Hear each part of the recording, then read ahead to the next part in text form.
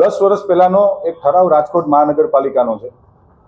માનનીય મેયરશ્રી હોય કે કોઈ પણ પદાધિકારી હોય, ગુજરાતની અંદર જ્યારે પણ એનો પ્રવાસ થતો હોય છે ત્યારે એમને પેટ્રોલ કે ડીઝલનું ભાડું ચૂકવવામાં નથી આવતું, પરંતુ ગુજરાત બહાર જ્યારે કોઈ પણ પદાધિકારી જાય, માનનીય મેયરશ્રી, ડેપ્યુટી મેયરશ્રી કે સ્ટેન્ડિંગ કમિટીના ચેરમેનશ્રી કે નેતાશ્રી કે દંડકશ્રી, રાજકોટ મહાનગરપાલિકામાં 5 પદાધિકારી પાસે સરકારે કાર આપી છે, અન્ય મહાનગરપાલિકાની જેમ જ।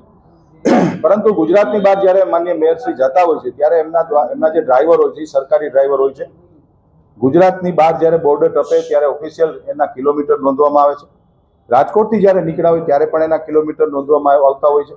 ગુજરાત બહાર જ્યારે માનનીય મેયરશ્રી પ્રવાસ કરતા હોય ત્યારે કિલોમીટર નોંધી ફરી પાછા જ્યારે ગુજરાતમાં આવે ત્યારે ગુજરાતમાં પાછા એ કિલોમીટર લખવામાં આવે છે। અને જે તફાવત થાય છે, સ્ટેન્ડિંગ કમિટીનો આજથી 10 વર્ષ પહેલાનો એક ઠરાવ છે કે ₹2 પ્રતિ કિલોમીટર માનનીય મેયરશ્રી હોય કે કોઈ પણ પદાધિકારી હોય એને ચૂકવવાના, પોતાના અંગત ખિસ્સામાંથી ચૂકવવાના પડતા હોય છે ને માનનીય મેયરશ્રી ચૂકવી દેશે। ગાડી પ્રાઇવેટ લઈ જવા માટેના મેં પ્રયત્ન કરેલા હતા, પણ બધા એક જ જગ્યાએ જ્યારે જતા હોય ત્યારે બસમાં પણ મુસાફરી કરવી અને ઝડપથી પાછું કોર્પોરેશને આવી શકાય એના માટે થઈને મેં પ્રાઇવેટ ગાડીની ખૂબ તપાસ કરી, પણ મને ન મળી। એટલે જે મેયરની ગાડી આપણે હુકમની સાથે જે લઈ જતા હોય એ હુકમની સાથે મેં પરવાનગી લીધી, અને જે પણ ભાડું થતું હોય એ ભાડું એટલે કે ડીઝલ, પેટ્રોલ, ઈંધણનું જે પણ બિલ થતું હોય એ મેં ચૂકવી દીધું છે। એટલે આ એક વાહિયાત વાત છે કે ₹2 લેખે એવો કોઈ ₹2નો ઠરાવ ક્યાંય છે નહીં। સરકારશ્રીના નિયમ પ્રમાણે ઠરાવની અંદર જે ભાવ નક્કી કરેલા છે એ ભાવ પ્રમાણે મેં ભાવ પણ ભરી દીધો છે, અને એનું બિલ પણ આપને જોતું હોય તો મળી જશે। આ કોઈ વ્યક્તિગત બાબતે હું પડવા માંગતી નથી, જે પણ હોય તે પણ વ્યક્તિગત વિષય ઉપર કે વ્યક્તિગત નામ ઉપર હું નહીં પડું, પણ જે ઠરાવની અંદર લખેલા છે એ ભાવ મેં ભરેલા છે। અને આ એક મહિલા મેયર તરીકે આમ જોઈએ તો મેયરનો હોદ્દો અને ગરિમાનું આ બાબતમાં મહિલા તરીકે એક જે ગરિમા જળવાવી જોઈએ એ ગરિમા જળવાણી નથી।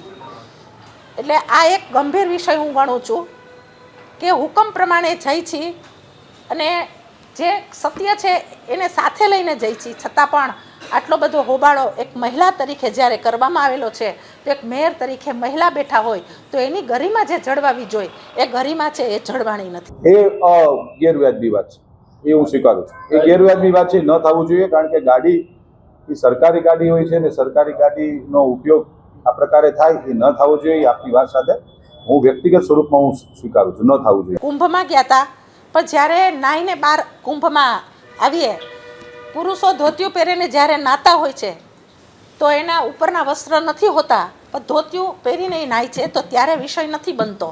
અમે તો સંપૂર્ણ ડ્રેસ સાથે માથે ઓઢીને સ્નાન કરેલું હતું કે હિન્દુ પરંપરા પ્રમાણે। તો આમાં એક ઇસ્યુ બન્યો છે।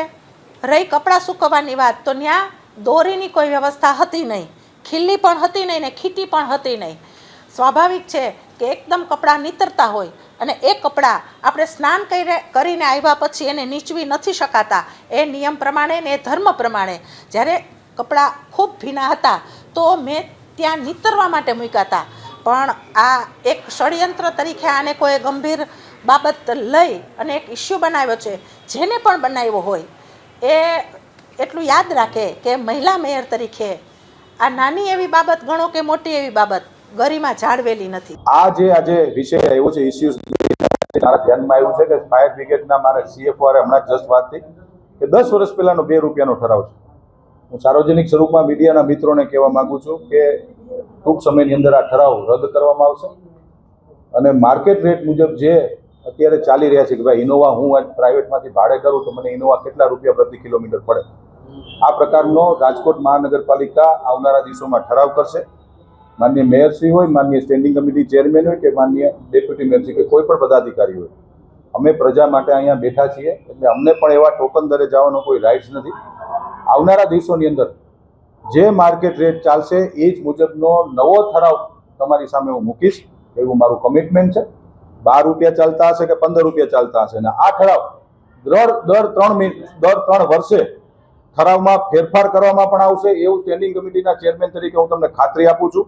એમાં પણ અમે ઠરાવની અંદર લખશું કે આ કારણ કે પેટ્રોલમાં ભાવ વધતા હોય છે, ડીઝલમાં ભાવ વધતા હોય છે, તો એકને એક ભાવ રાખવો એ ગેરવાજબી વાત છે. આવનારા દિવસોની અંદર આ ઠરાવને બદલવામાં આવશે અને હું એક આમ નાગરિક તરીકે જ્યારે ઇનોવા ભાડે કરું છું, જે ભાવ હોય છે એ જ ભાવ મુજબ કોઈ પણ પદાધિકારી ગુજરાત બહાર જશે ત્યારે એને એ ચૂકવવાના રહેશે, હું આપને ખાતરી આપું. જે કોર્પોરેશનનો જે ભાવ છે એ પ્રમાણે મારી પાસે બિલ છે, પણ 2 રૂપિયાનો ક્યાંય ઉલ્લેખ થયો નથી. પણ બેન, તો આ 2 રૂપિયાની વાત કરીને ક્યાંક ને ક્યાંક તમારી ગરિમાને હા, એ ચોક્કસ છે. 2 રૂપિયાનો ક્યાંય ઠરાવની અંદર ઉલ્લેખ થયેલો છે જ ક્યાંક ને નહીં. ક્યાંક બેન તમે ભોગ બન્યા હોય એવું લાગે છે બેન? એ મહિલા તરીકે, મેયર તરીકે મહિલા બેઠા હોય ત્યારે આ ગરિમા ખરેખર જળવાણી નથી. 2 રૂપિયાની વાત છે, એનો ઉલ્લેખ ક્યાંય પણ થયો નથી. કોર્પોરેશન જે ભાડું લે છે એ ભાડા પ્રમાણે મેં ભાડું પણ ભરી દીધું છે. 2 રૂપિયાની વાતનો ક્યાંય ઉલ્લેખ છે જ નહીં. 2 રૂપિયાની વાત છે, એનો વાહિયાત વાત છે. આ એનો ક્યાંય ઉલ્લેખ નથી. 2 રૂપિયાની વાત કરીને તમારી દોરવામાં આવ્યા, તમે એવું કહેશો, એવું તો કહીશો. હવે આ બધા તમારા પણ પોતાના વ્યક્તિગત આ પ્રશ્ન છે. ક્યાંક તમે પણ એવી રીતે ફસાઈ ગયેલા હોય કે આ ગેર માહિતી તમને મળી હોય, પણ જે માહિતી મને મળી છે એ 2 રૂપિયાની માહિતી ઉલ્લેખ ક્યાંય ઠરાવની અંદર એનો થયેલો નથી. 2 રૂપિયાની વાત કરીને ક્યાંક ને ક્યાંક તમારી પ્રતિષ્ઠાથી ઈ ખંડાવાની વાત જે ભાવનાથી જે ષડયંત્ર કરેલા હોય, આપણામાં કહેવત છે ને, જે કરે તે ભરે. એટલે બેન, ક્યાંક ને ક્યાંક ષડયંત્રનો ભોગ બન્યા તમે. એટલે જે હોય તે, આમાં તો એ જ પ્રશ્ન છે, જે હોય. પણ આ ચિત્ર જોતા અમે જ્યાં પણ રોકાણા હતા એ ફોટા ત્યાંના જ છે. હું કોઈની ભલામણ લઈ, લેટર લઈને હું ગઈ નથી. મને જે સુવિધા મળી છે એ જે સામાન્ય નાગરિકને મળે એ જ સુવિધામાં હું ગઈ છું.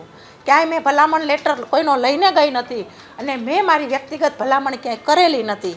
જે સામાન્ય પબ્લિક સ્નાન કરે એવી જ રીતે મેં ઘણા બધા કિલોમીટર ચાલી અને અમે સાથે રહીને આ સ્નાન કરેલું છે. મને અંદરથી સ્નાન કર્યો એનો મને ખૂબ જ આનંદ છે કે જે દ્રશ્ય મને ત્યાં જોવા મળ્યું એ દ્રશ્ય કદાચ ભવિષ્યની અંદર આપણે જીવતા હોય કે ન હોય આવું દ્રશ્ય ક્યારેય જોવા નહીં મળે.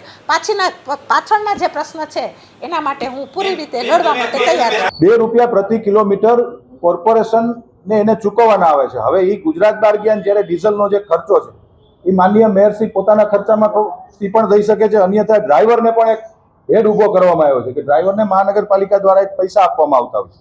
એ પૈસામાંથી પણ એ પેટ્રોલ ડીઝલ પુરાવી શકે છે.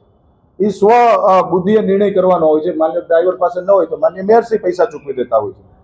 એવું કોઈ ઠરાવમાં સ્પષ્ટીકરણ નથી કરવામાં આવ્યું, પરંતુ આવનારા દિવસોમાં એ પણ સ્પષ્ટીકરણ કરવામાં આવશે કે સ્ટેન્ડિંગ કમિટીના ચેરમેન, મેયર હોય કે કોઈ પણ પદાધિકારી હશે, આ ચોક્કસથી ઠરાવ બદલવામાં આવશે ને આવશે. આ પ્રજા માટે બેઠા છીએ. એક સિટીઝન તરીકે ઇનોવા કોઈ પણ વ્યક્તિ લઈ જાય છે એને જે ભાવ પડશે એ જ ભાવે કોઈ પણ પદાધિકારીને ચૂકવવાના રહેશે.